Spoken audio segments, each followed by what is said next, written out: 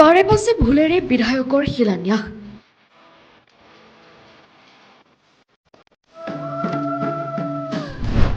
লোকসভা নিৰ্বাচনৰ আগে আগে আধাৰশিলা স্থাপনৰ জোৱাৰ উঠাটো নতুন কথা নহয়।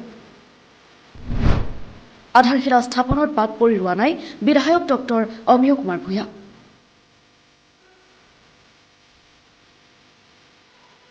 প্ৰতিদিনে এখনৰ পিছত আনখন আধাৰশিলা স্থাপন কৰা বিধায়কজনৰ কিন্তু ভ্ৰূক্ষেপ নাই ভাষাৰ প্ৰতি দায়বদ্ধতাৰ। এইখন ফলক চাওক, বাৰেপাছে ভুলেৰে লিখা হৈছে ফলকখন। আন্তঃগাঁথনিৰ ঠাইত গান্তগাঁথনি, ছেকেণ্ডাৰীৰ ঠাইত ছেকেণ্ডাৰী, আৰু চাওক লিখিছে বিদ্যালয়ৰ গাঁৱৰ পৰা। বিদ্যালয় গাঁও বুলি গাঁৱৰ নাম যে নাথাকে সেইটোও নাজানে ডক্টৰ অমিয় কুমাৰ ভূঞাই। ডক্টৰেট ডিগ্ৰীধাৰী হোৱাৰ পিছতো ভাষাৰ শ্ৰাদ্ধপতা বিধায়কজনৰ কৰ্মকাণ্ড এতিয়া সৰ্বত্ৰ হৈ পৰিছে চৰ্চাৰ বিষয়। বাটে পথে মুখৰোচক কাহিনীলৈ ৰূপান্তৰ হোৱা এইবোৰ কৰ্মকাণ্ডলৈ বিধায়ক ডক্টৰ অমিয় কুমাৰ ভূঞাই গুৰুত্ব কেতিয়া দিব সিও এক লাখটকীয়া প্ৰশ্ন হৈ পৰিছে। News desk report, UA news.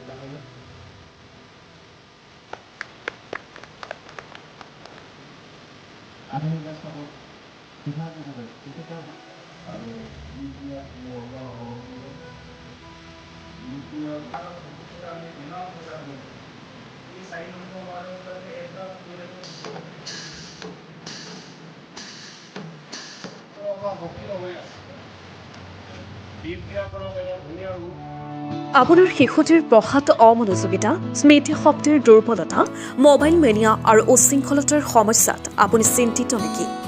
যদি তেনেকুৱা হৈছে তেন্তে এতিয়াই যোগাযোগ কৰক নাৰায়ণপুৰ জৰাবাৰীস্থিত মিডব্ৰেইন এক্টিভেশ্যন চেণ্টাৰৰ সৈতে।